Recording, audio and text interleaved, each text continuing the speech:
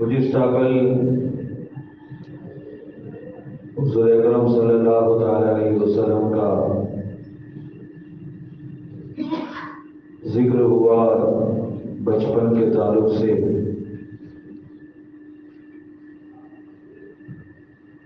حضرت حلیمہ سعدیہ کا آنا اور حضور کو اپنی بستی میں لے جانا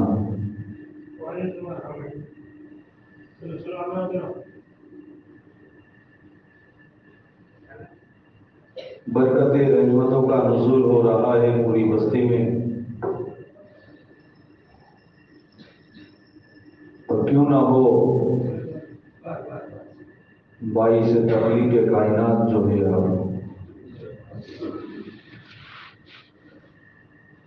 حلیمہ سعدیہ کے اس چھوٹی بستی میں حضور 2 سال کا عرصہ گزارتے ہیں، یعنی کہ حضور اکرم صلی اللہ تعالی علیہ وسلم کی دودھ پینے کی جو مدت و زمانہ ہے 2 سال کا، حضور وہاں بسر فرماتے ہیں۔ اور ان 2 سالوں میں بہت سے واقعات حلیمہ سعدیہ رضی اللہ تعالی عنہا سے روایت کی گئی ہے۔ ہم نے آپ نے سنا ہے کہ جب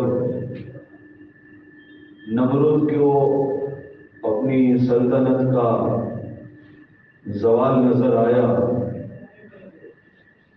تو اس نے بھی فرعون کی طرح جو ہے بچوں کو قتل کروایا، کیونکہ نمرود نے بھی خواب دیکھا تھا کہ آسمان سے ایک ستارہ بلند ہوا ہے جو اس کے تخت کو الٹ پلٹ کر رکھ دیتا ہے۔ وہ ستارہ حقیقت میں حضرت ابراہیم خلیل اللہ تھے۔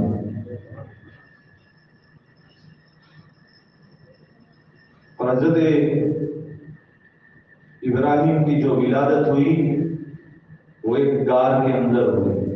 ہم نے آپ نے سنا ہے جب عید الاضحیٰ کے مواقع پر یہ واقعات بیان ہوتے ہیں، اور غار کے اندر ولادت ہوئی، آپ کی والدہ محترمہ آپ کو دودھ پلانے آتی ہے اور پھر لوٹ جاتی ہے۔ لیکن تاریخ میں یہ بھی لکھا گیا ہے کہ ابراہیم علیہ السلام کی عمر جو بڑھتی ہے، اللہ کی قدرت رحمت اور برکت دیکھو کہ عام انسان جو بچہ ہوتا ہے چھوٹا، 1 دن میں جو اس کا قد اور قامت باڈی کا بڑھتا ہے، اللہ کی قدرت سے ابراہیم علیہ السلام 1 گھنٹے میں بڑھتے تھے، اور جتنا عام بچہ 8 دنوں میں بڑھتا ہے، ابراہیم علیہ السلام وہ 1 دن میں بڑھتے تھے، اور جتنا عام بچہ 1 مہینے میں بڑھتا ہے تو ابراہیم السلام 1 ہفتے میں اتنا بڑھ جاتے تھے، یعنی آپ بڑے ہو جاتے تھے۔ تو جب ابراہیم علیہ السلام بڑھتے ہو تو ابراہیم کے نبی نہ بڑھے، تو پوچھی حضرت حلیمہ سعدیہ سے کہ حضور کے جسم کا بڑھنا کس طرح اللہ نے برکت عطا فرمائی تھی۔ ہمارے وہاں اگر چھوٹا بچہ ہو تو مشکل بمشکل بیٹھنا سیکھے گا تو 11 مہینہ ہو جائے، کچھ قریب ہو جاتا ہے، لیکن حضور جب 2 مہینے کے ہوئے مکمل بیٹھنا سیکھ گئے۔ حضور 2 مہینے کے ہوئے مکمل بیٹھنا سیکھ گئے، اور جب حضور اکرم صلی اللہ تعالی علیہ وسلم 4 مہینے کے ہوئے، آپ کی عمر شریف 4 ماہ کی ہوئی، آپ دیوار کو پکڑ کر چلنا سیکھ گئے، اور جب حضور 6 مہینے کے ہوئے تب تیزی کے ساتھ دوڑنا بھی سیکھ گئے۔ حضرت حلیمہ سعدیہ کہتی ہے جب سے حضور چلنا سیکھے کبھی قسم خدا کی گرے نہیں ہے، ارے یہ تو گرتوں کو بھی تھامنے آئے، भला कैसे गिर सकते हैं। तो जब हुजूर अकरम सल्लल्लाहु अलैहि वसल्लम की उम्र 6 महीने की हुई तो तेजी के साथ चलना शुरू हो गए, और जब 8 महीने की हुजूर की उम्र पाक हुई तो फसाद और बलागत के साथ अरबी जबान बोलना भी सीख गए। हालांकि तो सब पहले से ही सीखे हुए थे, लेकिन अगर बचपन में बोलते तो मैंने कल ही आपसे अर्ज किया था कि अगर ये चमत्कार हो जाता, वो मुजीजा जाहिर हो जाता तो सारी औरतें हुजूर की तरफ आ जाती। हालांकि हुजूर को तो हलीमा सादिया की तकदीर जो सवार नहीं है। अब एक रिवायत में ये भी है कि हुजूर 10 माह की उम्र में तीर चलाना भी सीख गए। हुजूर ने जब 8 साल की उम्र में बोलना शुरू किया तो सबसे पहले ला इलाहा इल्लल्लाह बोलना शुरू। अब उम्र बढ़ती जा रही है हुजूर की, बहुत से ऐसे वाकयात हुए। हजरत हलीमा सादिया के 2 शहजादे थे और एक शहजादी थी।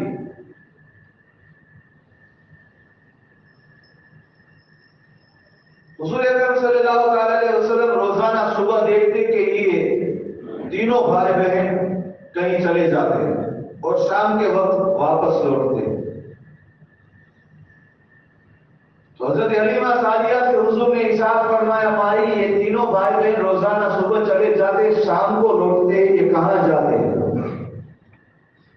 तो हजरत हलीमा सादिया आपको कुरैशी शहजादे से याद करती, क्योंकि हुजूर का नाम लेना सिर्फ मोहम्मद सल्लल्लाहु अलैहि वसल्लम। अच्छा, अब ये मसला आया तो भी ये सुन लीजिए, जब जब हुजूर का नाम सुनो तब दरूद पढ़ना वाजिब हो जाता है। इसीलिए कहा जाता है कि मोहम्मद सल्लल्लाहु अलैहि वसल्लम, ये नाम मोहम्मद है, हो सके उतनी तकरार कम करो, यानी नाम पाक मोहम्मद मोहम्मद अपने बयान या अपनी गुफ्तार में इस तरह मत लो कि कोई दरूद पढ़ने से कासिल हो जाए या काहिल हो जाए। लिहाजा हुजूर अकरम पढ़ लिया करो या हुजूर पढ़ लिया करो, और या मोहम्मद ये तो सिर्फ अल्लाह ने ही खिताब फरमाया। तो हुजूर अकरम सल्लल्लाहु अलैहि वसल्लम को हजरत आमीना हजरत हलीमा सादिया कुरैशी शहजादा कहकर होगा। कहे मेरे कुरैशी शहजादे, मक्की शहजादे वो बकरियों को चराने जाते। हजरत हलीमा सादिया से हुजूर ने कहा कि कल मैं भी उनके साथ बकरी चराने जाऊंगा। तो हजरत हलीमा सादिया ने कहा कि ये मुहाल है, आप न जाओ तो बेहतर है। लेकिन अब जब हुजूर ने ज्यादा इसरार फरमाया तो हजरत हलीमा सादिया ने कहा कि ठीक है, कोई बात नहीं, कल आप अपने भाई बहन के साथ, रिजाई भाई बहन के साथ बकरी चराने तशरीफ ले जाना। बकरियां जिस झाड़ी में बांधी हुई है, उस झाड़ी का जो दरवाजा था, फाटक था, सुबह हुई, हुजूर अकरम सल्लल्लाहु अलैहि वसल्लम उस फाटक के पास खड़े हो गए। हजरत हलीमा सादिया का बड़ा शहजादा आया, फाटक खोलकर बकरियों को हांकना चाहता है, लेकिन बेतहाशा मार तक मारा, लेकिन बकरियां है कि टस से मस नहीं होती, झाड़ी से बाहर नहीं निकलती। और हजरत हलीमा सादिया ये सारा मंजर अपने ऊपर से कटखड़े में, रवेश जो होता है बरामदा जैसा, उसमें खड़ी खड़ी देख रही है झोपड़ी में। आपने वहां से आवाज लगाई, बकरियां ऐसे नहीं चलेगी शहजादे, पहले मक्की शहजादे को आगे चलाओ, बकरियां खुद ब खुद पीछे चलेगी।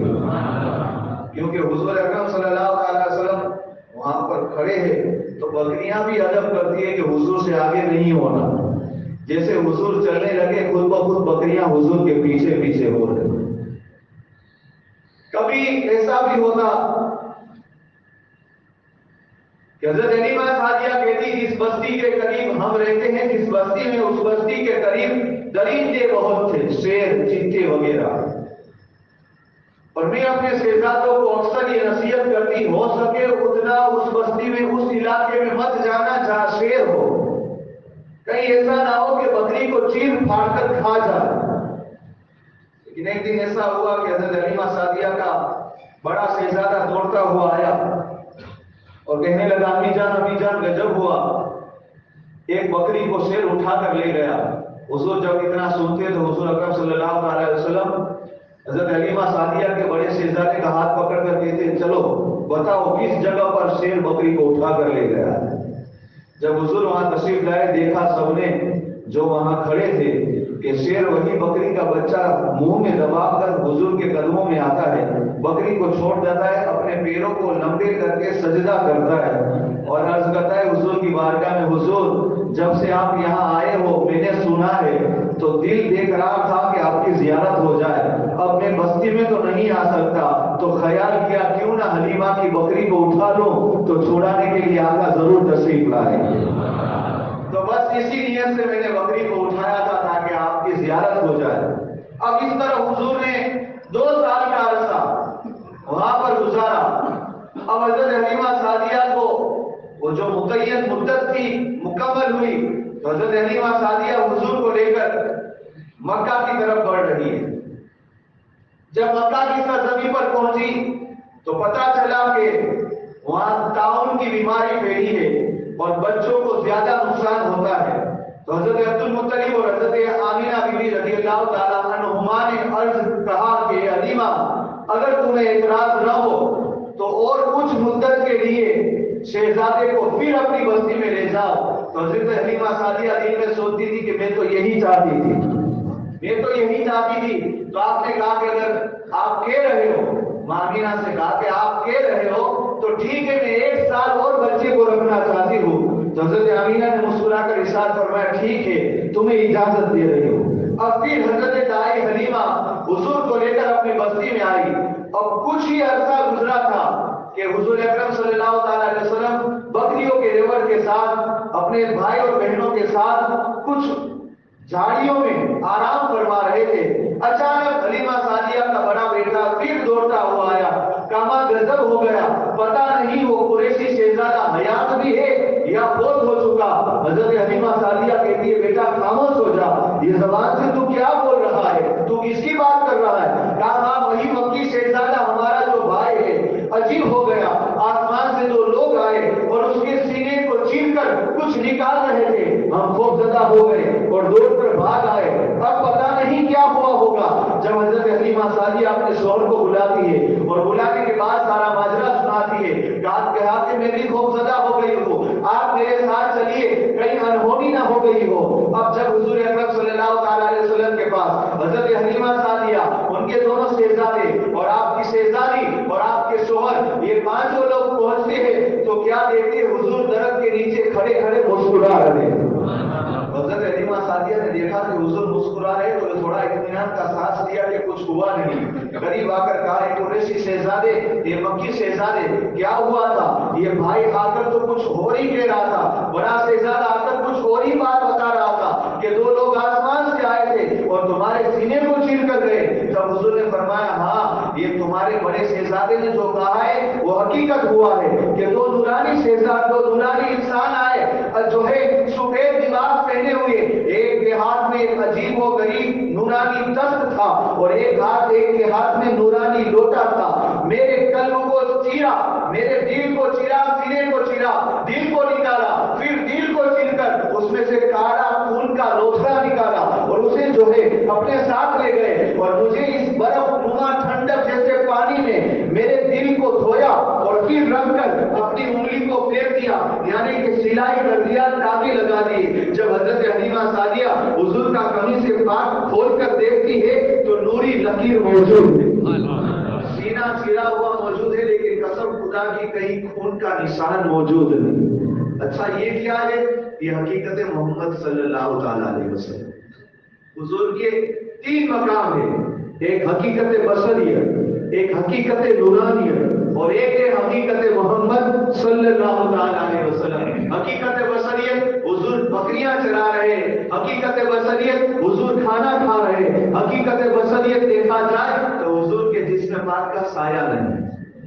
नूरानियत मुस्तफा पूछनी है तो पूछो जिब्राइल को मेराज की रात हुजूर सफर शुरू किए, सिदरा पर जिब्राइल रुके, वहां तक मुस्तफा की नूरानियत जा रही थी। अब जिब्राइल से पूछो आगे कौन गए तो जिब्राइल कहते हैं हकीकत मोहम्मद गए। हकीकत मोहम्मद सल्लल्लाहु अलैहि वसल्लम क्या है वो तो अल्लाह जाने और अल्लाह का रसूल जाने। हज़ारों जिब्राइल उलझे हैं मुस्तफा जाने रहमत को समझने के लिए और अल्लाह के फरमाते کہ جب حضور نے پوچھا تھا جبرائیل تو نے سب نبیوں کو دیکھا، کیا مجھ جیسا کسی کو دیکھا؟ تو جبرائیل علیہ السلام نے کیا کہا تھا؟ عرض کی کہ حضور میں نے سب کچھ جان مارا، یہی بولے سدرا والے، سب چمن جہاں کے تھانے، میں نے سبھی میں چھان ڈالے، تیرے پائے کا نہ پایا، تجھے یک نے یک بتایا۔ تو اب حضرت حلیمہ سعدیہ گھبرا گئی، کہیں ایسا تو نہیں کہ بچے پر شیطانی سایہ ہے یا آسمانی کوئی بلا آ گئی؟ حضرت حلیمہ سعدیہ نے اپنے شوہر سے کہا کہ کچھ بھی ہو اب نہیں رکھنا یہ شہزادے کو، کہیں ایسا نہ ہو کہ اللہ نہ کرے کچھ ہو جائے تو ہم کیا منہ لے کر حضرت عبد المطلب جو قریش مکہ کے سردار قریش تھے ان کو ہم کیا منہ دکھائیں گے؟ لہٰذا بہتر یہ ہے کہ ہم شہزادے کو واپس پہنچا دیں۔ اب حضرت حلیمہ سعدیہ اور آپ کے شوہر دونوں چلے مکہ شریف سے کچھ دور ایک علاقے پر لوگوں کا مجمع، لوگوں کی بھیڑ تھی، لوگ مجمع لگا ہوا تھا۔ تو حلیمہ سعدیہ نے سوچا کہ شہزادے کو ان کے پاس بٹھا کر کچھ ضرورت کی چیزیں ہیں انہیں خرید کر لاؤ۔ لہٰذا آقا کو ان لوگوں کے پاس حلیمہ سعدیہ نے بٹھا دیا اور حلیمہ سعدیہ جو بھی چیزیں خریدنی تھی وہ خریدنے کے لیے گئی۔ تھوڑی دیر کے بعد جب حضرت حلیمہ سعدیہ واپس آئی تو لوگ تو بیٹھے ہیں لیکن حضور نہیں۔ اب حلیمہ سعدیہ گھبرا گئی، کیا یہ وہی تو سب نہیں ہے نا؟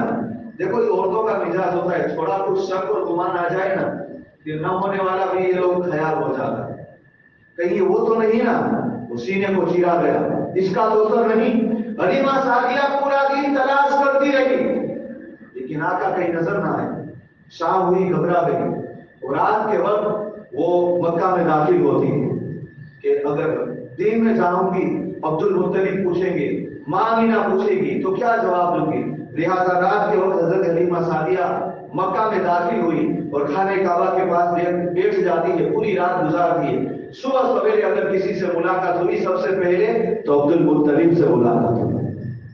حلیمہ سعدیہ نے ہونے والا کل کا واقعہ سارا سنایا کہ میں آپ کے پوتے کو لے کر آ رہی تھی اور مکہ سے ایک منزل دور پر لوگ بیٹھے تھے، میں نے آپ کے پوتے کو وہاں بٹھایا، کچھ ضرورت کی چیزیں خریدنی تھی، میں گئی لیکن واپس لوٹی آپ کے پوتے نہیں تھے، لوگ تو وہیں بیٹھے، میں نے پورا دن تلاش کیا آپ کے پوتے کہیں نہ ملے۔ حضرت عبد المطلب جب اتنا سنے آپ پریشان ہو گئے، اب سردار قریش تھے، آپ کے مادر جتنے کارکنان تھے کام کرنے والے، آپ نے سب کو پوری مکہ کی آبادیوں میں پھیلا دیا کہ جاؤ میرے پوتے کو تلاش کر کے آؤ۔ عبد المطلب کی آنکھوں سے آنسو جاری ہے، ایک طرف تو ان کے والد نہیں، اب وہاں ان کی والدہ مجھ سے پوچھے گی تو میں کیا جواب دوں گا؟ ایک کا ایک برے نظر تھا، کیا جواب دوں گا جب آمینہ پوچھے گی تو؟ لہٰذا عبد المطلب آگے بڑھ کر کعبے کی چوکھٹ کو پکڑ کر زاروں قطار رو رو کر دعائیں کرتے جا رہے، اے کعبے کا رب تو نے جو شہزادہ دیا ہے آج شہزادہ نگاہوں سے اوجھل ہو گیا ہے، 2 دن کی تلاش کے بعد شہزادہ نہیں ملتا، اے مولا حفاظت فرما۔ تب غیب سے آواز آئی، عبد المطلب گھبرا مت، جس نے شہزادے کو بھیجا ہے وہ خود اس کا محافظ ہے، کچھ بھی ہو جائے میرے محبوب کو کوئی آنچ نہیں پہنچا سکتا۔ جب آواز آئی تو حضرت عبد المطلب آواز کی طرف مخاطب ہو کر عرض کرتے ہیں، اے آواز دینے والے جب شہزادہ سلامت ہے تو بتا دے شہزادہ کہاں ہے؟ ایک وادی کا نام بتایا گیا کہ وادی تحویل میں چلے جاؤ، شہزادہ وہاں موجود ہے۔ جب عبد المطلب وادی تحویل کی طرف بڑھے کیا دیکھے؟ آقائے دو جہاں ایک درخت کے نیچے آرام فرما رہے اور لیٹنے والے حضور کی زیارت کر رہے، حضور لیٹے ہیں اور ایک ٹہنی سے کھیل رہے۔ جیسے ہی حضرت عبد المطلب نے حضور کو دیکھا آگے بڑھے، سینے سے لگایا، اللہ نے آپ کو سکون عطا فرمایا۔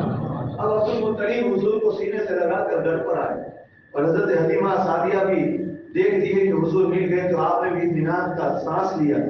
آپ کو 24 گھنٹہ ہو گیا حضور نہیں ملے، اب حضرت آمینہ کے پاس جب لے جایا گیا حضور اکرم صلی اللہ علیہ وسلم کو حضرت آمینہ سینے سے لگاتی ہے، آپ کی پیشانی خاص پر بوسہ دیتی ہے۔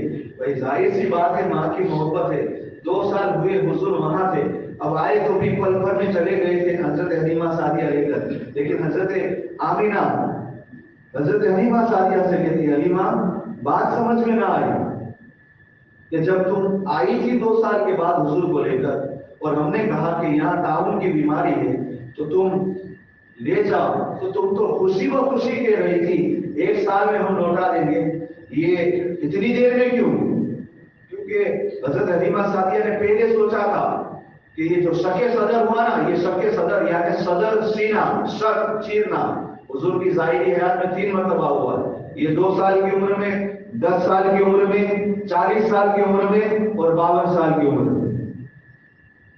تو شق صدر کا واقعہ حلیمہ سعدیہ نے سوچا تھا کہ میں آمینہ کو بتاؤں گی، لیکن یہاں جو حضور کے ساتھ جو ہوا 24 گھنٹہ حضور نگاہوں سے غائب رہے، یہ واقعہ نے حلیمہ سعدیہ کو اور زیادہ اثر پہنچایا۔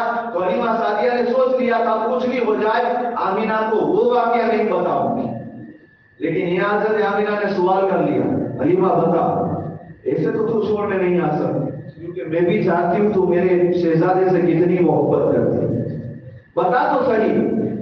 اصرار کرتی نہیں بار بار انکار کیا، رہنے دیجیے وہاں آمینہ، کہا نہیں تجھے بتانا ہوگا۔ تب حضرت حلیمہ سعدیہ نے کہا کہ آمینہ کیا آپ کو یہ گمان نہیں کہ آپ کے شہزادے پر کوئی عاصب ہو، کوئی شیطانی چال ہو؟ حضرت آمینہ مسکرا کر کہتی ہے حضرت حلیمہ ایسی بات کیوں کرتی ہو بھلا؟ کہا بات ایسی ہے کہ یہاں لانا تو نہیں چاہتے تھے، لیکن یہ جو واقعہ پیش آیا تو ہم نے سوچا کہ آپ تک پہنچا دے۔ تب حضرت آمینہ فرماتی ہے سن، تو نے تو حضور کو دیکھا ہے، میں نے 9 مہینہ پیٹ میں پالا ہے اور میں نے کیا کیا دیکھا ہے، اب تو بھی سن لے۔ اب میں تجھے شہزادہ تو نہیں دوں گی کیونکہ اب پوری ذمہ داری میری ہی ہے، اب شہزادہ تجھے نہیں دوں گی۔ تیرے دماغ میں خیال آ گیا، یہ وہم آ گیا، اب میں شہزادہ نہیں دوں گی، لیکن جاتے جاتے سن لے، جب یہ میرے وطن پاک میں سے پہلا مہینہ تھا آدم علیہ السلام نے مجھے مزدہ دیا تھا، دوسرا مہینہ تھا نوح علیہ السلام، ادریس علیہ السلام، موسیٰ علیہ السلام، عیسیٰ علیہ السلام، ابراہیم سب آئے تھے۔ اور اتنا ہی نہیں آمین حلیمہ سن، جب یہ شہزادے دنیا میں تشریف لائے نا اس وقت میں نے کیا کیا دیکھا ہے معلوم ہے؟ تجھے خیال نہیں ہوگا، میں لیٹی تھی تو مکہ میں، لیکن جب حضور کا نور میرے وطن پاک میں تھا اور ولادت کے وقت سارے حجابات ہٹ گئے، میں مکہ میں سوئی پوری کائنات کو دیکھ رہی ہوں، اللہ کی بنائی ہوئی پوری کائنات کو دیکھ رہی تھی۔ اور اتنا ہی نہیں، یہ دیوار کے حجاب بھی ہٹ گئے، پروت اور پہاڑیوں کے حجاب بھی ہٹ گئے۔ میں نے دیکھا تھا جب میرے شہزادے کی ولادت ہوئی تھی، آسمان سے فرشتے 3 علم لے کر آئے تھے، ایک مشرق میں گاڑا گیا، ایک مغرب میں گاڑا گیا اور ایک کعبے کی چھت پر گاڑا گیا تھا، اور کہنے والے کہہ رہے تھے اگر یہ شہزادہ رہے گا تو مکہ میں، لیکن پوری دنیا میں حکومت خود کی چلے۔ جس کی حکومت پوری دنیا میں چلتی ہو، شیطان کی کیا مجال کہ میرے شہزادے پر کچھ کر سکے؟ لہذا اب جا، تجھے جو انعام اور اکرام دینا ہے وہ عبد المطلب دے دیں گے، تیرا انتظار کر رہے ہیں۔ اب حضرت عبد المطلب نے انعام اور اکرامات دے کر حضرت حلیمہ سعدیہ کو رخصت کیا۔ اب حضور کی پرورش، حضور کی تربیت حضرت آمینہ فرما رہی ہے، آپ کے دادا حضرت عبد المطلب فرما رہے ہیں، اور آپ کے والد کی ایک باندی جس کا نام ام ایمن ہے وہ فرما رہی ہے۔ ام ایمن آپ کو کھانا کھلاتی اور آپ کے کپڑے بدلنا، تبدیل کرنا، جھولا جھلانا۔ حالانکہ حضرت حلیمہ سعدیہ کہتی ہے کہ حضور کے جھولا جھلانے کی میری تو کبھی نوبت آئی ہی نہیں، میری کبھی باری آئی ہی نہیں۔ جب حضور کے جھولے کو حضور جھلانا چاہتے تو فرشتے خود بخود آ جاتے۔ ارے جب حسن حسین کے جھولے کو فرشتے جھلائے تو ان کے نانا کے جھولے کو کیوں نہ جھلائے؟ تو حضرت حلیمہ سعدیہ کہتی ہے کبھی میں نے حضور کا جھلانا چاہتی تو خود بخود جھولا جھولنے لگا، اور حضور کا کھلونا تو کیا رہتا، چاند، حضور جہاں اشارہ کرتے کیا ہی اشاروں پر چلتا تھا کھلونا حضرت فرماتے ہیں۔ تو اب حلیمہ سعدیہ نے حضور کو یہاں چھوڑ دیا۔ اب یہ 3 حضرات ہیں جو حضور کی پرورش کر رہے ہیں۔ اب حضور کی عمر ہوئی 5 سال کی۔ جب حضور کی عمر 5 سال کی ہوئی تو حضور کی آنسو بے چشم ہوئی، یعنی کہ آنکھیں سرخ ہو گئی اور پانی بہنا شروع ہوا۔ دیکھو اب دل میں خیال ہو سکتا ہے کیا حضور کو بھی ایسی بیماری ہوئی ہوگی؟ دیکھیے اس اللہ کی قدرت جو ہوتی ہے، اللہ کسی کو کچھ ہدایت دینا چاہتا ہے. ابھی میلاد پر بہت سوشل میڈیا پر باتیں ہو رہی ہیں، میلاد مناتے یوں کرتے ہو، شرک کرتے ہو، یہ رجا رجا والے ہو، رجا رجا لکھتے ہو، رجا رجا. ابھی حضرت تو 104 سال پہلے آئے، میلاد تو اس سے بھی پہلے بن رہا. کیا ابو بکر صدیق نے نہیں بنایا؟ عمر فاروق اعظم نے نہیں بنایا؟ اچھا یہ میلاد ابھی اپنے باپ دادے نے اپنے لڑکوں کے برتھ ڈے بناتے، بڑے بڑے کیک کاٹتے، تو اس کو صرف میں کچھ نہیں نڑتا. یہاں نبی کا میلاد بناؤ تو اس کو صرف نڑتا ہے بیچارے. یہ حسد کا بخار چڑھ گیا ہے اسے. لیکن ہمیں تو وہ عقیدہ دیا گیا ہے، حشر تک ڈالیں گے ہم پیدائش سے مولا کی تم، ارے مثل فارس نجد کے قلعے گرانے جائیں گے اور خاک ہو جائے تو جل کر، مگر ہم تو رضا دم میں جب تک دم ہے ذکر ان کا سناتے جائیں گے. حضور کی عمر جب 5 سال کی ہوئی، آنکھوں میں آنسو بے چشم ہوا. عبد المطلب نے بہت علاج کروایا لیکن کوئی شفا نہیں ملی. ایمان والے الٹا نظریہ میں مت دینا، شفا نہیں ملتی. لیکن آج مکہ والوں کو دکھانا چاہتا ہے شفا کیسے ملتی ہے، دیکھ لو. اتنا دیکھنے کے باوجود بھی ان گرو گنڈالوں کی آنکھیں نہیں کھلی تھی، حضور کا کلمہ نہ پڑھ سکے. لیکن اللہ بچپن سے ہی اپنے حبیب کی اداؤں کا اظہار کس طرح عظمتوں کے ساتھ کروا رہا ہے. تو آنسو میں چشم ہوا. عبد المطلب نے بہت علاج کروایا، شفا نہ ملی. اب حضرت عبد المطلب کی ایک گدی رہتی تھی مکہ شریف خانہ کعبہ کے سامنے، جو مقام ابراہیم کے سامنے. عبد المطلب قریش سے سردار، قریش سے مکہ کے کعبے کے متولی تھے. آپ کی مسند وہاں بیچی رہتی، آپ بیچتے، کسی کی ہمت نہ ہوتی کہ اس پر بیچتا. چاہے ملک کا، پوری دنیا کے کسی بھی ملک کا گورنر اور بادشاہ بھی اس زمانے کا آئے نا تو اس کی بھی ہمت نہیں ہوتی کہ اس پر بیچ سکے، کیونکہ ہیبت ہی ایسی تھی اس گدی میں. حضرت عبد المطلب کے دوسرے شہزادے ہیں، وہ بھی کبھی بیچ نہیں سکتے تھے. 5 سال کی عمر حضور کی. حضور جب کھیلتے کھیلتے حرم میں داخل ہوتے، عبد المطلب جب تشریف فرما ہوتے، دیکھتے کہ آقا آ رہے ہیں تو عبد المطلب ادب سے کھڑے ہو جاتے. اور جب عبد المطلب کھڑے ہو جاتے تو ان لوگوں کو تو مجبور کھڑا ہونا ہی پڑتا، سب کھڑے ہو جاتے. اور حضور جب آتے تو حضرت عبد المطلب رضی اللہ تعالیٰ اشارہ کرتے قریب آؤ. لیکن ابو لہب، ابو جہل وہ روکنا چاہتے ہیں، ان کو مت جانے دو، ہم کبھی وہاں نہیں بیٹھے. اور یہ بنا باپ کے شہزادے وہاں جا کر بیٹھیں گے جن کے والد دنیا میں نہیں. معاذ اللہ وہ یتیم لے کر کہتے کہ یتیم بچہ جا کر بیٹھے گا، روکنا چاہتے. لیکن عبد المطلب کی ایک ہیبت ناک آواز نکلتی، سارے بٹ جاتے. حضور تشریف لاتے اور حضرت عبد المطلب اپنی مسند پر حضور کو بٹھاتے. تو اب یہ بیماری ہوئی تو سارے مکہ والے پریشان ہوئے کہ عبد المطلب کے پوتے کو یہ بیماری ہوئی، عبد المطلب پریشان ہے. تو لوگوں نے کہا کہ کیا کیا جائے. تو بستی کا نام اوکاس بتایا جاتا ہے، وادی اوکاس. اس زمانے میں اب کیا نام ہو اللہ جانے. اور وادی اوکاس میں ایک راہب تھا جو آنکھوں کا بہت بہترین علاج کرتا. تو لوگوں نے عبد المطلب سے کہا کہ کیوں نہ وادی اوکاس میں جو عیسائیوں کا راہب ہے ان کے پاس علاج کروا لو، وہ بھی علاج اچھا کرتے ہیں آنکھوں کا. تو حضرت عبد المطلب کہتے ٹھیک ہے میں جانے کے لیے تیار ہوں. تو مکہ کے اس زمانے کے بڑے بڑے سرداروں نے کہا کہ ہم آپ کو تنہا نہیں جانے دیں گے، ہم بھی آپ کے ساتھ آئیں. اب وادی اوکاس میں جب یہ سارے مکہ والے پہنچے اور پتہ لگایا کہ وہ راہب کہاں ہے جو آنکھوں کا بہترین علاج کرتا ہے، تو وادی اوکاس والوں نے کہا کہ دیکھو آپ کے آنے میں دیر ہو گئی. بہت غور سے سنیے گا. کہ آپ کے آنے میں دیر ہو گئی، تو حضرت عبد المطلب نے کہا کیا کہنا چاہتے ہو آنے میں دیر ہو گئی؟ تو وادی اوقاس کے لوگوں نے کہا کہ یہ جو راہب ہے نا وہ آنکھوں کا تو بہترین علاج کرتا ہے، لیکن وہ پورا سال اپنے گرجا گھر میں بند ہو کر رہتا ہے، سال میں ایک ہی دن باہر نکلتا ہے، سال میں ایک ہی دن باہر نکلتا ہے اور سب کا علاج کر دیتا ہے ایک ہی دن میں، اور پھر واپس گرجا گھر میں چلا جاتا ہے، دروازہ بند کر دیتا ہے اور اسی میں عبادت میں لگ جاتا ہے۔ آپ آئے نا 2 دن پہلے ہی وہ داخل ہو گئے، اب تو 1 سال بعد نکلے۔ گرجا گھر کے پاس عبد المطلب یہ سارے مکہ والے ہیں، اور حضور کو حضرت عبد المطلب اٹھائے ہوئے ہیں، کپڑا ڈھانپے ہوئے، اگرچہ 5 سال کی عمر ہے لیکن یہ بھی شہزادوں کی محبت ہے۔ حضرت عبد المطلب نے اٹھایا حضور کو،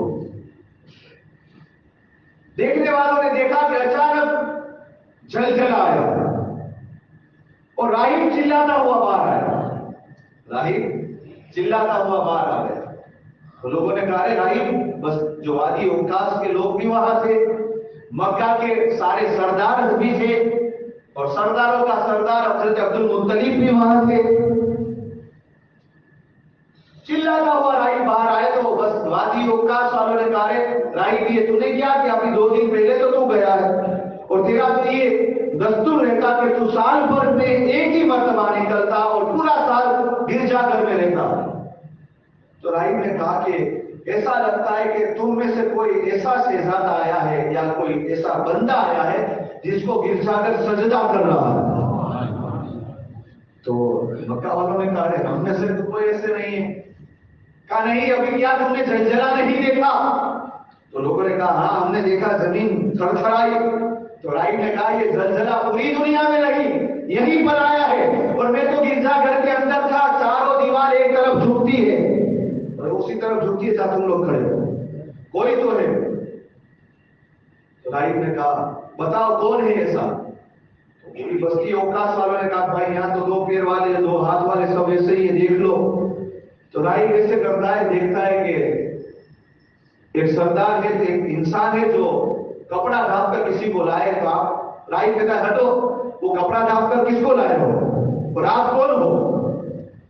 کعبے قریش کا سردار ہوں، مکہ کا کعبے کا متولی ہوں۔ تاکہ آپ کا نام عبد المطلب ہے؟ تاکہ آپ کے ہاتھ میں جو بچہ ہے اس کا نام محمد ہے؟ ہاں ہاں، بس اسی کی تو ہیبت ہے کہ یہ میرا گرجا گھر سجدہ کر رہا ہے۔ بتاؤ ان کو یہاں لائے کیوں ہو؟ کیا کہا ان کو یہاں لائے کیوں ہو؟ تو عبد المطلب نے کہا کہ بچے کو آنسو میں جسم ہوا ہے، تو ہم نے سنا ہے کہ آپ کی طبیبیت، آپ کا فن طب بہت مشہور ہے، تو ہم علاج کروانے آئے کہ شہزادے کا علاج کر دو۔ راہب نے کہا الٹا سمجھ رہے، کہا کیا ہے؟ کہا طبیب تو آپ کے ہاتھوں میں، بیمار تو میں ہوں۔ کیا کہا؟ طبیب تو آپ کے ہاتھوں میں ہے، بیمار تو میں ہوں۔ ارے بات سمجھ میں نہیں آئی۔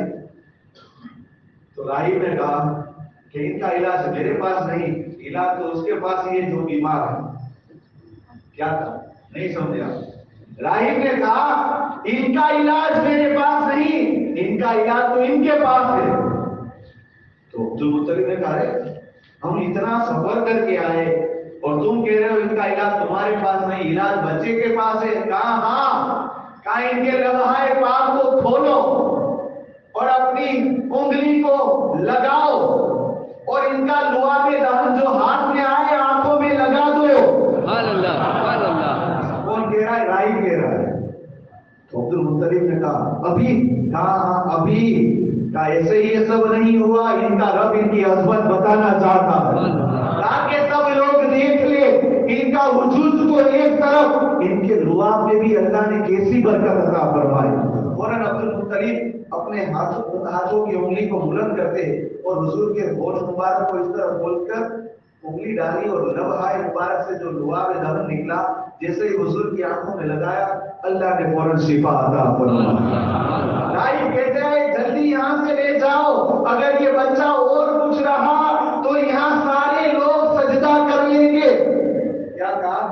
सारे लोग सजदा करेंगे और अगर सजदा न करेंगे तो इन्हें कत्ल जरूर करेंगे, क्योंकि यहाँ के सारे राहिब इनके दुश्मन है।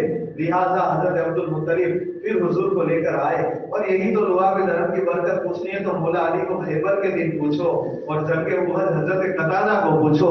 जब कतादा की आंख का ढेला जगत से ही निकल गया था, कतादा निकली हुई आंख हथेली में रखकर बारगाहे रिसालत में हाजिर है। अर्ज किया रसूल अल्लाह आंख का ढेला निकल चुका है। हुजूर फरमाते तो क्या चाहते हो? कहा हुजूर चाहता हूं कि आंख अपनी जगह सलामत हो जाए। हुजूर फरमाते तुम आंख चाहते हो, और मैं तो भला तुम्हें जन्नत देना चाहता था। तो कतादा ने कहा हुजूर मेरी पीठ से जन्नत दीजिए और अपनी रहमत से आंख दुरुस्त कर दीजिए। हुजूर ने फरमाया आगे बढ़ो। जब कतादा आगे बढ़े, हुजूर ने अपने उंगली पाक से अपना लुआ पे पाक लिया और कतादा की निकली हुई आंख की जगह पर लगाया। फरमाया कतादा निकले हुए ढेले को वापस लौटाओ। अब कतादा जब हथेली आगे बढ़ाते हैं और निकला हुआ आंख का ढेला वहां पर लगाते हैं, हाथ बटाया तो कतादा फरमाते हैं आंख पहले से भी ज्यादा काम करती हुई नजर आ रही है। और मौलाए कायनात को जब जंग खैबर के दिन आंसू पे चश्म हुआ था तब हुजूर ने अपना लुआ में लगाया था। तो ये बरकत तो उसी वक्त राही बता रहा है कि अल्लाह ने ये बरकत अता फरमाई, उसके बावजूद भी इनकी आंखें न खुली। अब मुख्तसरी हजरत अब्दुल मुत्तलिब और हजरत आमीना और उनके अहमद की परवरिश में हुजूर पढ़ रहे। जब हुजूर की उम्र 5-6 साल की हुई, हजरत हलीमा सादिया ने हजरत आमीना ने हजरत अब्दुल मुत्तलिब से अर्ज की, ए मेरे ससुर, ए मेरे शहजादे के दादा जान, आप तो जानते हैं इतनी मुद्दत हुई मैं अपने ननिहाल नहीं गई, अपने मायके नहीं गई। मैं चाहती हूँ कि मैं अपने मायके जाऊं और अपने शहजादे को ननिहाल में लोगों से मुलाकात करवाऊं और उनके वालिद की कब्र की उनकी जियारत करवाऊं। आप अगर इजाजत दो तो हजरत अब्दुल मुत्तलिब ने कहा कि ठीक है। अब शहजादा भी 6 साल का हो गया, अब कोई ऐसी मुसीबत तो आ नहीं रही। अब हालांकि ये इनकी मोहब्बत थी, लेकिन हुजूर के सामने भला मुसीबत कैसे आ सकती है। लिहाजा आपने खुशी ब खुशी इजाजत दी कि जाओ जितना अरसा रुकना हो आप अपने मायके रुकाओ। लिहाजा अमीना, उम्मे ऐमन और हुजूर ये मुख्तसर काफिला है। जब मदीना शरीफ उस वक्त यसरब के नाम से मशहूर था, जब हुजूर वहां अपने ननिहाल पहुंचे तो आपकी खुशबू से वहां के यहूदी चिड़चिड़ा उठे, और यहूदी एक आया पहले और आकर कहता है शहजादे क्या अपनी पीठ से जुब्बा ऊंचा करके दिखा सकते हो, अपनी पीठ की जियारत करवा सकते हो। जब हुजूर ने इतना सुना तो ये तो रहमत आलम है, सवाल सबके पूरे करते हैं मन की मुरादें। तो हुजूर ने अपना जुब्बा मुबारक पेरान मुबारक जब ऊंचा किया तो पीछे एक सूरज की तरफ एक महल चमक रही थी जिसमें लिखा था ला इलाहा इल्लल्लाह मोहम्मद रसूलुल्लाह सल्लल्लाहु अलैहि वसल्लम। ये राहिब दौड़ा, ईसाई दौड़ा और सारी जमात ने कह दिया कि वो बच्चा मदीना आया है। अब परेशानी थी कि कहीं ऐसा ना हो कि हुजूर को कत्ल कर दे। लिहाजा हजरत वहाब बिन अब्द मुनाफ जो हुजूर के नाना है, उन्होंने कहा कि बेटी आमीना अब कुछ भी हो जाए यहाँ मत रुको, वापस लौट जाओ कि तुम्हारे ससुर यानी अब्दुल मुत्तलिब की अमानतें उन्हीं तक पहुंचा दो। जब ये तीनों हजरात चल रहे हैं, बीच में जब मकाम अबवा, ये उस जमाने की बात है जो मक्का से मदीना का रास्ता था, बीचों बीच मकाम अबवा आ रहा है। ये वही हिजरत वाला रास्ता है जहाँ हुजूर ने हिजरत फरमाया, जिसे तरीकुल हिजरत भी कहा जाता है, यानी हिजरत का रास्ता। उसी मकाम अबवा पर हजरत आमीना बीवी की तबीयत लड़खड़ाती है, आपको बहुत तेज बुखार आया और उसी आलम में आपने अपना सरे पाक नन्हे शहजादे यानी हुजूर की 5-6 साल उम्र है उनकी गोद में अपना सर रख दिया और हुजूर की तारीफ करते हुए हुजूर की अज़मतों का खुतबा पढ़ा कि ये मेरे शहजादे, मैं अल्लाह की रहमत की उम्मीदवार हूँ। मैं जानती हूँ जो ख्वाब में अल्लाह ने मुझे दिखाया है वो मकाम तुझे यकीनन अल्लाह ने अता फरमाया है। तुझे नबियों का सुल्तान बनाया है, सारी कायनात का बादशाह बनाया है, सारी कायनात का खजाना अल्लाह ने तेरे दस्ते कुदरत तेरे हाथों में अता फरमाया है। और सुन, मुझे यकीन है अगरचे आज हमारी जुदाई हो रही है, लेकिन मैंने तुझ जैसा बेटा ऐसा पाया है कि कयामत तक मेरा जिक्र तेरे जिक्र के साथ जरूर होता है। और आज देखते ही हैं हम, जहाँ हुजूर का जिक्र होता है वहाँ हजरत आमीना का जिक्र भी होता रहता है। अब हुजूर अकरम सल्लल्लाहु अलैहि वसल्लम मक्का में अबवा में भी आपके नाना के कुछ रिश्तेदार थे, तो फिर आपने 40 दिन या 1 महीना वहां पर रहे और रोजाना अपनी वालिदा मोहतरमा की तुर्बत की जियारत करते रहे। बुरा हो नजरियों का, लानत हो उन पर। आज उस इलाके में उन्होंने कांच बिछा दिए हैं ताकि नबी के वफादार उस कब्र पाक तक न पहुंच सके। अल्लाह उस बलाओं को जल्द से जल्द अपने नबी के सदके हरम शरीफ से खारिज करे। अल्लाह इन पलीदगी से हरम मक्का और हरम मदीना को पाक और साफ फरमाए, आमीन। दूर नहीं वो एक दिन कि नबी के वफादारों की भी हुकूमत वहां आएगी, और क्यों ना हो, हुजूर जब चाहेंगे, जिसे चाहेंगे वहां की भागदौड़ जरूर अता फरमाएंगे। इसीलिए तो आला हज़रत सरकार फरमाते, जिसे जो चाहा आपसे मिला है कि हम गरीबों के आका पे बेहद दरूद, हम फकीरों की सरवत पे लाखों सलाम। हाथ जिस समत उठा गनी कर दिया, मोजे बहरे समाहत पे लाखों सलाम। तो गरीब को देखो, मत देखो गरीब, ये भी देख रहा हूँ गरीब मेरे सामने भी है।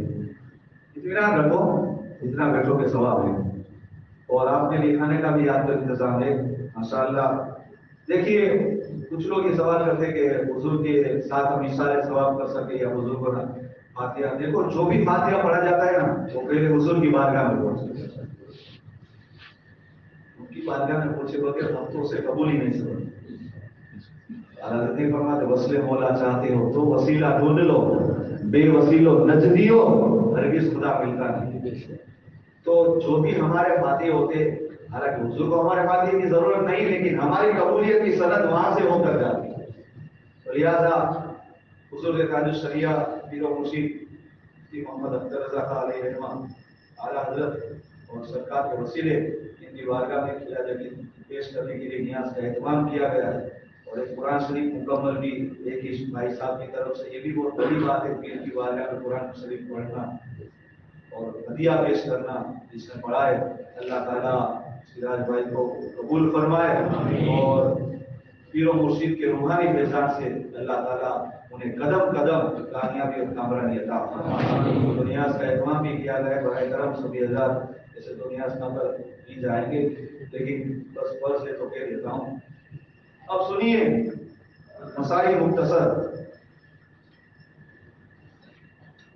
जुमा ईदेन की नमाज में अगर सजदा सब वाजिब हो तो बेहतर है कि न करें। हालांकि ये तो इमाम के लिए, लेकिन क्या कह देना जरूरी करेगा ना, इमाम सब सद ना देगा सजदा सब भूल पड़ी तो सजदो सब ना देगा, પછી ભલે उसको खबर ना हो कि सजदा सब कई जगह होता हो, लेकिन ये मसला के जाहिर हो जाए तो बेहतर है। जुमा ईदेन की नमाज में अगर सजदा सब वाजिब हुआ तो बेहतर ये करना करें, क्योंकि लोग इसमें उलझन में फंस जाए। क्योंकि इमाम सलाम से अगर सजदा करे फिर लुकमा देना परेशानी हो जाए कि क्या सजदा हो रहा है, तो इसलिए लोग फिक्रमंद हो जाए। तो उस बिना से इजाजत है कि सजदा सब ना करे तो बेहतर है।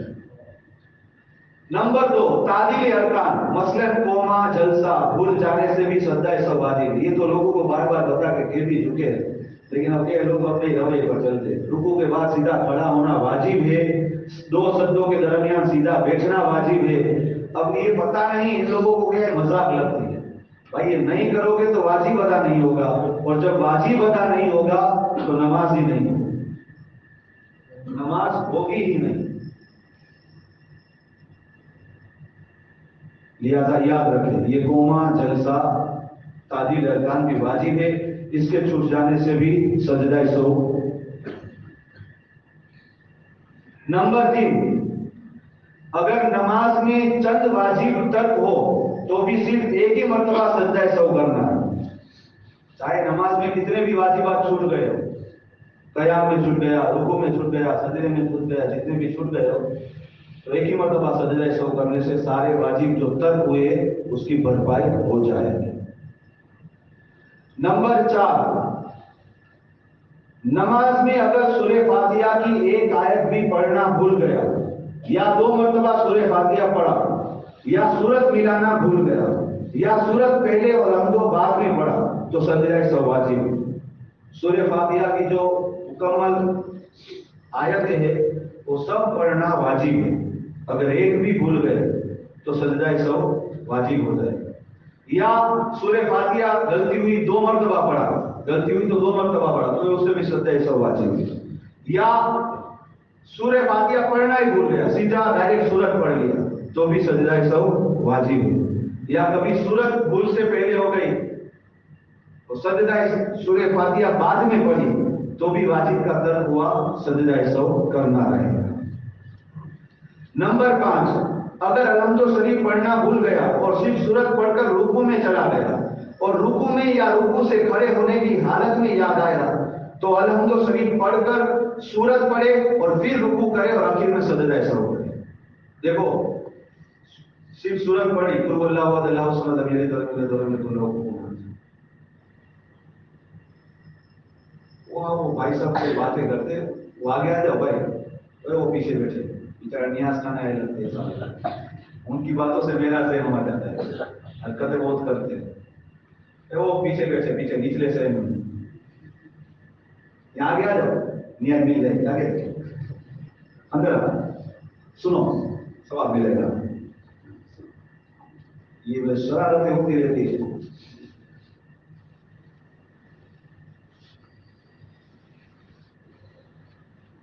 अलहम्दो शरीफ पढ़ना भूल गया, रुकू में याद आया या रुकू से खड़े होने की हालत, यानी समी अल्लाह अलैहि व सल्लम का सीधा खड़ा हो गया तब याद आया, तो उस वक्त ये क्या है, कयाम के करीब करीब है, तो सूरह फातिहा पढ़ना का हुक्म ये है कि अगर रुकू में याद आया तो सीधा खड़े हो जाए, हाथ बांध ले, सूरह फातिहा पढ़ ले, या रुकू से खड़े हो गए समी अल्लाह अलैहि व सल्लम तब याद आए तो फौरन हाथ बांध ले, फिर से सूरह फातिहा पढ़े, सूरह फातिहा के बाद कोई सूरत पढ़े, फिर रुकू करे, वो रुकू आपका चला गया, फिर रुकू करे और रुकू के बाद आखिर में सजदा सहू करना, समझ गए। नंबर 6, नमाज में कयाम के सिवा रुकू, सुजूद और कुऊद में किसी जगह कुरान की कोई आयत, यहां तक कि बिस्मिल्लाह पढ़ना भी जायज नहीं।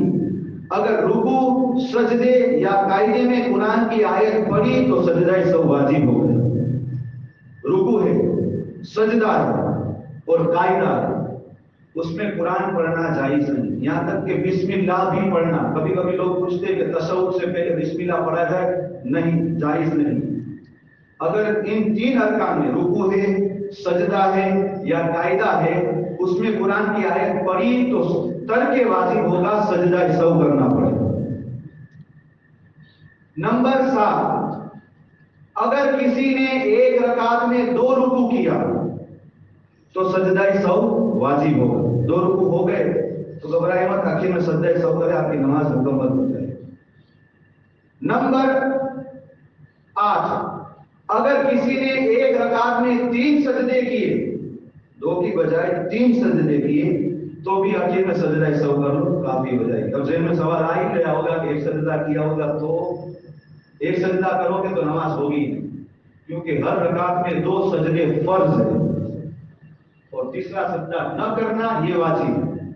अगर एक सजदा किया है तो नमाज होगी ही नहीं, 2 सजदे करना फर्ज है, और अगर तीसरा सजदा गलती से हो गया है तो आखिर में सजदा सहू करना रहेगा। नंबर 9, हर कायदे में पूरा तशहुद पढ़ना वाजिब है, चाहे नफल हो, फर्ज हो या सुन्नत हो। अगर एक लफ्ज भी छूटा तो तर्क वाजिब हुआ, सजदा सहू वाजिब होगा। अब ये सजदा सहू वाजिब, सजदा सहू वाजिब सुन रहे हो, अगर नहीं करोगे तो क्या होगा, वो आखिरी मसले में सुन लेना। हर कायदा, चाहे वो कायदे उला हो या कायदे आखिरा हो, कुछ भी हो, उसमें तशहुद पढ़ना वाजिब है। 2 रकात के बाद वाला कायदा हो या 4 रकात के बाद वाला कायदा हो, अगर एक लफ्ज भी छूटा तो वाजिब का तर्क हुआ, सजदा सहू करना रहेगा। नंबर 10, ये भी देखो बहुत जरूरी है, फर्ज, वित्र और सुन्नत मौकेदा के कायदे उला में भूल गया और किसी रकात के लिए खड़ा हो गया, अगर सीधा खड़ा हो गया तो अब कायदे के लिए न लौटे बल्कि पूरी नमाज करे, आखिर में सजदा सहू करे। मसला सुन लिया, अब सुनो।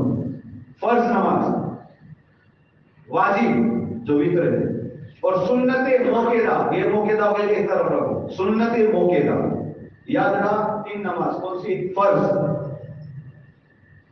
वाजिब, वित्र नमाज, اور سنت موقعہ، ان کا جو 2 رکعت بعد والا جو قاعدہ ہوتا ہے قاعدہ اولا، اس میں اگر کوئی بندہ وہ قاعدہ بھول گیا اور تیسری رکعت کے لیے کھڑا ہو گیا تو اس میں مسئلہ یہ کہ اگر وہ سیدھا کھڑا نہیں ہوا نا، یعنی سمجھو یہ اس کا گھٹن ہے، یہ گھٹنا ہے، یہ صرف پین لی اور یہ اوپری رہا، جیسے بیٹھتے تو یہ اس طرح ہوتا ہے نا، اگر یہ پورا کھل گیا تو اب نہیں بیٹھنا، سمجھ گئے؟ سیدھی بھاشا ہوتا ہے، پنجوں کے بعد آپ کھڑے ہوں گے تب بھی آپ کا جڑا ہوا رہے گا، تو اگر یہ پورا کھل گیا تو آپ کو بیٹھنا نہیں، سیدھے ہی کھڑے رہ جانا آخر میں سجدہ ہے، کیونکہ قاعدہ اولا واجب ہے، تیسری رکعت کا قیام فرض ہے، آپ فرض میں جا چکے، واجب کی طرف مت لوٹے، سمجھ گئے؟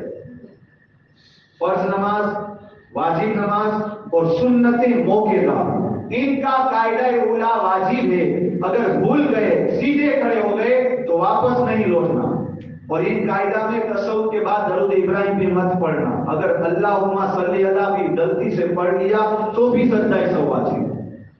اب سنت غیر موقعہ کو جو ایک طرف رکھا ہے تو اس کا سن لیجیے۔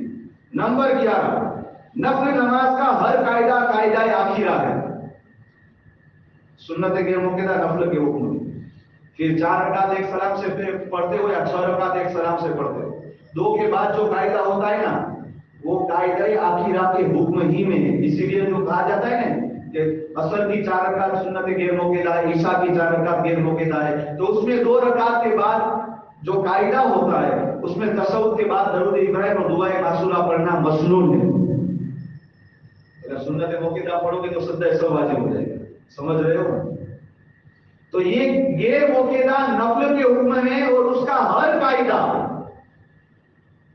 قاعدہ آخرہ کے حکم میں، اور وہ فرض کے حکم میں۔ اب سنو، تو نفل نماز کا ہر قاعدہ آخرہ ہے، اگر قاعدہ نہ کیا اور بھول کر کھڑا ہو گیا، اگر پھر سیدھا کھڑا ہو گیا ہو تو واپس لوٹ آئے۔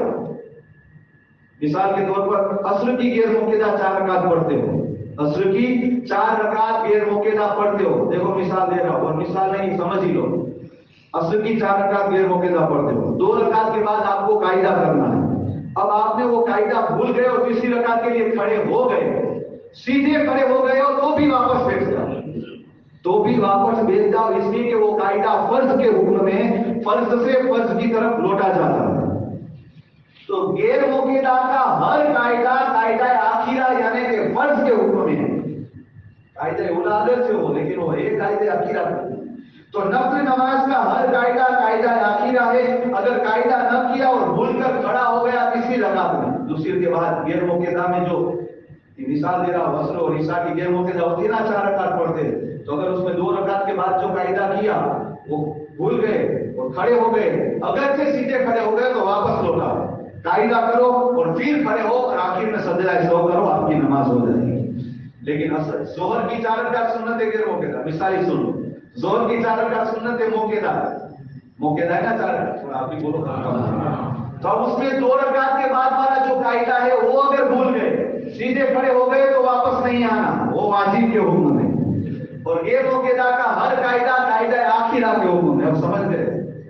اب آئیے 12، جن صورتوں میں سجدہ سہو واجب ہوتا ہے، اگر سجدہ سہو نہیں کیا تو نماز واجب الاعادہ ہے، نہیں کرو گے تو مقبول تحریمی ہے، ناقابل قبول۔ اللہ تعالیٰ مجھے اور آپ کو اس پر عمل کرنے کی توفیق عطا فرمائے۔ استغفر اللہ رب